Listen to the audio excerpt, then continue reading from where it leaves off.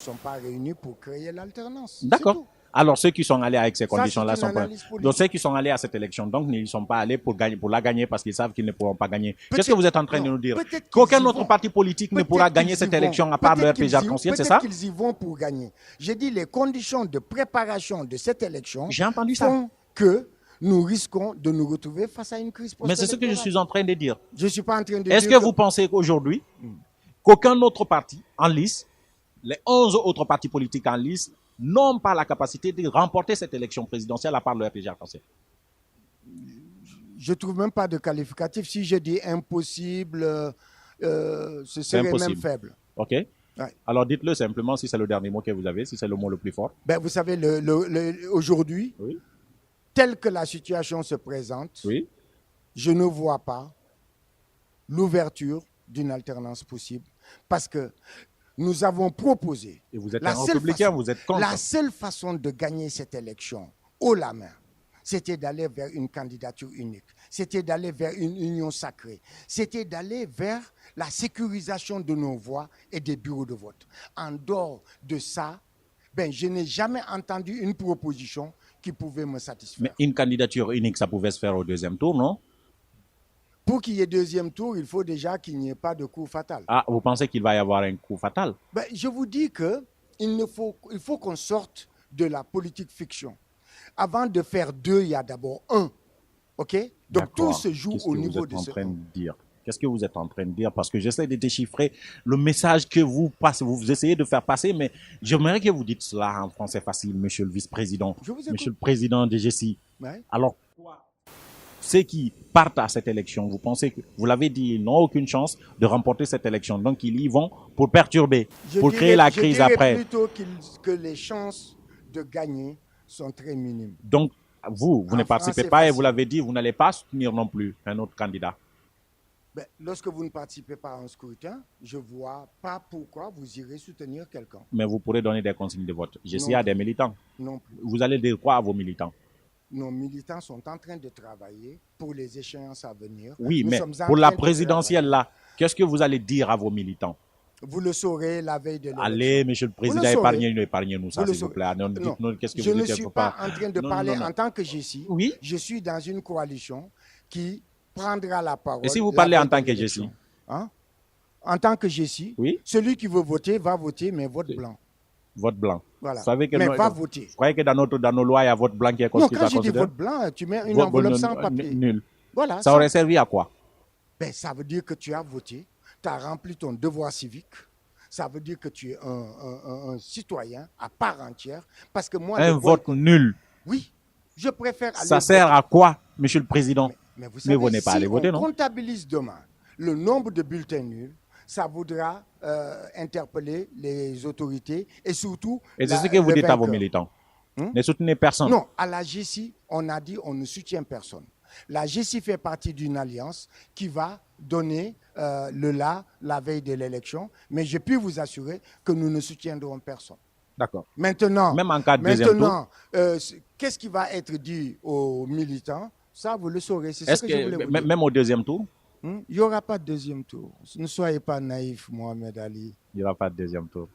Il n'y aura même pas de coup KO, il y aura un coup fatal. C'est le slogan de la mouvance présidentielle. Voilà. J'ai l'impression que vous savez ce qui se prépare. Il y a 12 candidats. 12 candidats. Vous avez vu la campagne telle qu'elle se passe? Ouais. Vous avez vu une campagne, vous avez entendu des projets, vous avez vu quelqu'un faire rêver les Guinéens? Ouais. Eh bien non. J'ai entendu le président de la République dire quiconque vote pour quelqu'un d'autre que... Vous savez, le président a souvent mis à mal la parole présidentielle. Cette guéguerre comment dirais-je, de déclaration me désole à plus d'un titre. Mais Alpha Condé, c'est la Guinée qui aime toujours la confrontation, l'impunité. Vous savez, dans un État normal, c'est l'autorité judiciaire qui s'autosaisit lorsqu'il y a de tels dérapages. Eh bien, ici, vous pouvez dire ce que vous voulez, faire ce que vous voulez. Combien de tueries sans une seule enquête. Et l'impunité à ciel ouvert règne. Et vous dénoncez cela tout le temps? Je n'arrête pas. Je ne dirais pas que je suis fatigué, mais je dirais que tant qu'on ne combattra pas l'impunité et qu'on mettra l'éthique en avant, on va continuer à tourner en rond. Ce sera l'éternel recommencement. Et c'est ce qui fait le drame de ce pays. Ce n'est pas l'ethnostratégie. Parce que le jour que les Guinéens vont voir des bâtisseurs à l'œuvre, ils n'essaieront pas de savoir c'est quelle ethnie, c'est quel nom. Mais c'est parce que tout simplement, l'ethnostratégie est entretenue par cette impunité. Vous ne pouvez pas déclarer, vous ne pouvez pas déclarer des mots d'une gravité extrême sans qu'il n'y ait de suite judiciaire. Est-ce que c'est pourquoi, c'est à cause de vos dénonciations, c'est à cause de ces mots que vous prononcez contre le régime d'Alpha Condé, qu'Alpha Condé vous déteste? Non, il ne me déteste pas. Il vous déteste. Non. Vous savez qu'il ne vous aime pas. Non, il m'aime Alpha, bien. non, c'est votre grand frère, mais il vous déteste. Non. De tous les politiques, vous êtes le seul qu'Alpha Condé ne reçoit pas. Oui, mais il ça, vous c'est déteste. personnel, non. Oui, il vous déteste, il n'aime pas vous voir. Je me demande même pourquoi vous êtes... Peut-être c'est par son impuissance ou parce qu'il veut jouer avec vous que vous êtes à l'Assemblée nationale. Parce qu'il vous déteste, Alpha Condé, il ne vous aime pas. Votre frère, votre ami, et qu'il se dresse contre vous, c'est tout à fait normal, si vous n'avez pas le sens de la retenue, d'avoir cette attitude. Sinon... moi, j'ai rien contre le président. Oui, vous n'avez rien contre lui. Je lui présente mes condoléances. Effectivement, sauf qu'il ne veut même pas ne veut même pas vos condoléances. C'est pas grave. Il ne vous répond pas, il ne vous... Non, attendez, il vous répond. Les relations. Il n'a pas envie de vous voir, Alpha Condé. N'existent pas. Même en tant que député, il n'a pas envie de vous voir. Les relations directes n'existent pas, mais je puis vous assurer que je suis dans son esprit et son cœur. Ah, vous le savez. Monsieur, j'en suis convaincu. Alpha, on sait qui c'est un peu, hein. On a fait 10 ans avec lui, tous les jours on parle de lui, vous savez. Alpha, il vous déteste. Alpha, il vous aime pas du tout, et vous le savez. Il veut depuis 10 ans. Je vais retirer ça. Pourquoi, monsieur le vice-président? Non. Alors qu'il le prouve. Le jour où il va vous inviter à Sékou Touré, ce jour-là, je prendrai ma caméra, je voulais dire. Si demain, jamais il vous invite. Je veux des bâtisseurs, je prends faute de Mohamed Souma, Premier ministre. Qu'est-ce que vous allez dire? Je vais faire un article spécial sur vous, et je vais me dédire. Je veux dire que je me suis trompé, je vais le reconnaître. Mais en attendant, je dis à tout le monde, Alpha Condé vous déteste, il vous aime pas. Je suis dans son cœur et son esprit. Ça, c'est vous qui le dites. Vous voulez l'être, mais monsieur le vice-président. J'ai terminé par ceci. Alpha Condé, je disais tout de suite qu'il vous déteste. Il va le faire particulièrement parce que vous êtes contre sa nouvelle constitution. J'étais contre. Vous étiez contre? J'étais contre. Je n'ai pas voté. Oui. La constitution étant promulguée, en tant que démocrate républicain, je l'accepte. Qu'est-ce que vous reprochiez à cette constitution-là? J'étais pour une révision constitutionnelle. On le sait. Cette constitution a été écrite et faite par des politiciens pour des politiciens. Okay. Une constitution, c'est une réponse adaptée aux réalités sociologiques, sociopolitiques d'un État. Cette constitution, telle qu'elle a été promulguée, telle qu'elle a été même falsifiée, entre l'élection et la promulgation, je vous dis, je suis sans voix. Mais pour moi, si on m'avait demandé mon avis, j'aurais instauré de nouvelles institutions dans cette constitution. J'aurais mis à la poubelle le Conseil économique et social, l'AAC, le médiateur, toutes ces institutions budgétivores qui ne servent à rien. Et j'aurais créé une institution pour la bonne gouvernance, contre l'impunité, pour l'éthique. J'aurais créé une institution qui fasse la part belle à notre diaspora, afin qu'on capitalise sa manne financière, ses compétences. J'aurais fait en sorte que la nouvelle constitution, ou la constitution révisée, s'adapte à nos besoins, à nos réalités. Mais c'est une constitution qui a été faite par des politiciens et pour des politiciens. Et vous n'aimez donc pas. Donc cette constitution, vous l'aimez donc pas.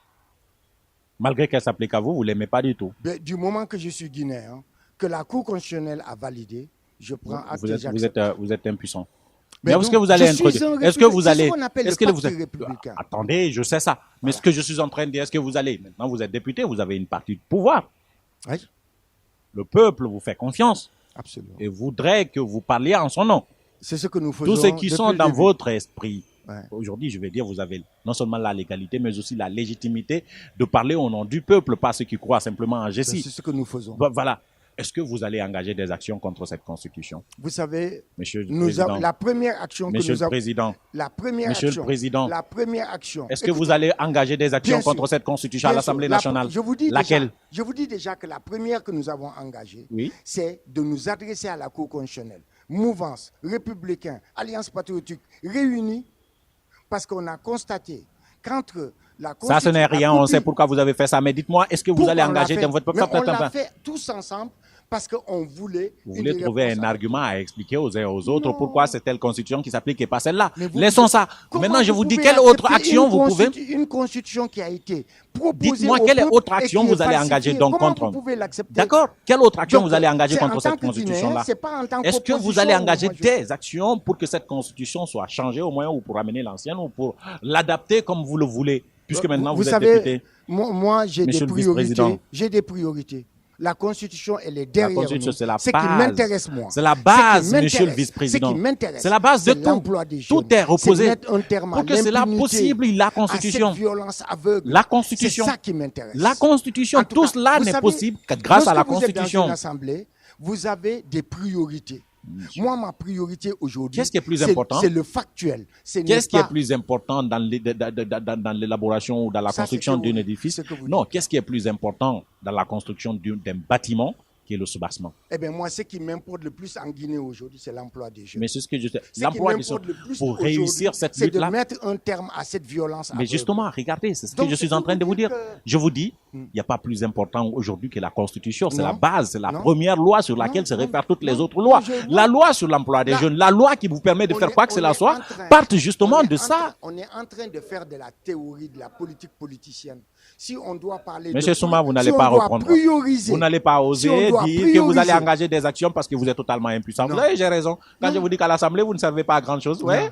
Vous ne savez pas à grand chose. Vous verrez. Ouais, c'est ça. Nous sommes en train de faire en sorte que le Guinéen, où qu'il soit, puisse savoir ce qui se passe dans son assemblée à travers la digitalisation. Vous vous imaginez, on n'était même pas sur la toile pour une Assemblée nationale. On va vous auditer parce qu'on sait déjà combien de milliards vous essayez de nous faire croire que vous dépensez dedans.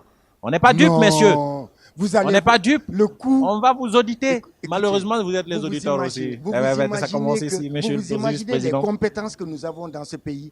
Nous allons faire la digitalisation sans faire appel à l'étranger. Mais en attendant, le fonds public, on sait pertinemment. Oui, bien sûr, évidemment, c'est possible. Voilà. On a peur pour nos fonds publics, monsieur Jessie. Ce sont des Guinéens nos fonds publics. Oui. Nos fonds. Oui. Nos fonds. Oui. Le dénier. Oui. Je suis d'accord. On va voir. Ben justement, monsieur, aujourd'hui, je suis obligé d'arrêter là. Aujourd'hui, la reddition des comptes, qui s'en occupe, qui en parle? C'est ça qui doit être le problème de l'opposition. Vous allez me convaincre le jour où vous allez faire venir Alpha Condé devant l'Assemblée nationale pour des explications. Ce jour-là, je vais tirer chapeau. Nous avons déjà fait venir des ministres. Non, on s'en fout des ministres, monsieur le président. Excusez-moi de dire ça comme ça. Non, les ministres, mais on n'a rien à foutre. Attendez, je suis en train de vous dire, les ministres, on veut Alpha Condé à l'Assemblée nationale. Si vous réussissez à faire ça. Qui fait le job, c'est vous. Non, il fait le job. Lamine, non. Ne prenez pas l'exemple. Lamine, il est le premier à se lever, le dernier à se coucher. Non, je parle du job. Le président de la République, c'est une fonction. On veut le voir à l'Assemblée nationale. Faites-le venir à l'Assemblée. On saura que vous êtes fort. Vous n'osez même pas lui adresser une invitation, monsieur le président. Le jour que vous recevrez le président de l'Assemblée, posez-lui la question et je puis vous assurer que si c'est nécessaire, le président viendra à l'Assemblée nécessaire. À l'Assemblée nationale. C'est nécessaire. Si c'est nécessaire. Vous trouvez que c'est nécessaire ou pas? Moi, je trouve que notre président se disperse. Je suis obligé Quand d'arrêter un cette président émission. a du travail, Oui. il y a des détails vraiment auxquels il ne fait pas face. Et nous avons un 10 président. ans de pouvoir. Jamais il n'est venu à l'Assemblée nationale devant les députés. Eh bien, je vous assure, Monsieur je le Président, ne mettrai pas c'est ma quand même, langue au c'est chat. quand même un exécutant. Écoutez, C'est le pouvoir gouvernemental qu'il détient. écoutez. Ce n'est quand même pas le président de la Cour constitutionnelle. Je ne sais pas s'il viendra. Ah ouais? Mais je puis vous dire que cette 9e législature Va lui faire n'aura rien à voir avec la précédente. C'est la fin de cette Je vous émission, donne mesdames et un messieurs. Je suis obligé d'arrêter. Monsieur Fodé Mohamed Souman, 5e vice-président de l'Assemblée nationale et président du Parti Génération Citoyenne. Vous étiez notre invité. Derrière les caméras, il y avait Amara Alexilla et Aboubakar Din Kamara. Je sais que je vous ai souvent interrompu, mais maintenant vous avez une carte blanche. C'est le jeu. Vous avez une carte blanche pour regarder la caméra derrière moi. Peut-être qu'il y a un sujet qu'on n'a pas suffisamment évoqué, Oui, ou un sujet qu'on n'a pas du tout évoqué, ou vous voulez faire des interpellations. Non. C'est le moment. Il y a une élection qui aura lieu dans quelques jours. Eh bien, je demande aux Guinéens d'aller voter. Qu'ils votent oui, qu'ils votent pour l'un des 12 candidats, qu'ils ne votent blanc, qu'ils ne mettent rien. Mais je veux que les gens... Parce que dans notre projet de société, le vote sera obligatoire en Guinée. Et ce sera assujetti aux concours nationaux, etc. On veut créer des citoyens un Guinéen nouveau dans une Guinée nouvelle. Donc, ceux qui veulent voter, qu'on leur permette d'aller voter. Ceux qui ne veulent pas, eh bien, qu'ils restent chez eux. Et je souhaite qu'à l'issue du scrutin, eh bien, que ce soit la CENI qui donne les résultats provisoires. À partir de là, ceux qui auront des recours pourront s'adresser à la Cour constitutionnelle. C'est ça qu'on appelle le pacte républicain. Mais lorsque vous allez à des élections, gagnées d'avance, perdues d'avance, ou avec une stratégie concoctée à l'avance, c'est vraiment prendre les Guinéens pour des demeurés. Nous voulons la paix dans ce pays. Nous voulons entendre parler, après cette élection, nous voulons entendre parler d'éthique, de bonne gouvernance, de reddition des comptes, et surtout de concorde nationale. Il n'est plus question que nous laissions des aventuriers politiques continuer à nous mener dans un bateau sans gouvernail. Alassane Diallo assure le montage et la réalisation. Encore une fois, merci, monsieur le vice-président. Vous allez voter? Bon. Bien sûr. Vous refusez de participer à une élection et puis vous partez voter? Je voterai. Vous allez voter pour qui? Ben vous le savez déjà, je voterai blanc. Ok, blanc. On ne dit jamais pour qui on vote, mais on peut dire ce qu'on va faire. Je peux parier que vous allez voter pour Alpha Condé. Suivez mon regard. Non, c'était une boutade en vous disant que je voterai blanc. On ne dit jamais pour qui on vote. D'accord, je sais. Le vote est secret. Mais en tout cas, j'irai mettre mon bulletin dans l'urne. Pour Alpha Qu'il Condé. y ait un bulletin dedans ou pas, mais mon enveloppe, j'irai. Parce que c'est ce qu'on veut imposer à tous les Guinéens en âge de voter. Pour que les Guinéens s'intéressent à la chose publique, pour attirer la gente féminine, parce que personne ne croit aux politiques, parce qu'il y a trop de politiciens. Mais vous croyez en ces 12 candidats, vous croyez en qui? Non, je ne suis pas concerné, donc j'ai même pas... Oui, mais vous avez des amis quand même parmi eux. J'ai même des parents. Ah mais justement. Ouais. Vous les croyez ou pas? Vous croyez en eux ou pas? Non, moi je vous dis, je ne suis pas partie prenante, donc Monsieur Jessie? Non. Vous croyez en Makale Traoré? Non, je vous dis que... Et Makale Camara, vous croyez en elle? Je ne participe pas à cette... La personne non, mais vous dont je suis le plus vous proche... avez des parents dedans. Les deux personnes dont je suis le plus proche... C'est le président Alpha Condé et le candidat Kabele Abessila. Ce sont des gens avec qui je mange, je dors, je fais des choses. Non, c'est pour vous dire que j'ai pas... Allez, je sais, vous n'allez pas me dire ça, moi je suis obligé d'aller. Sincèrement, je ne parle pas en tant que Fodé Mohamed Souma. En tant que président de la GECI, nous avons dit on n'accompagne personne. C'est tout pour cette émission, c'est tout, dans un autre numéro. Au revoir.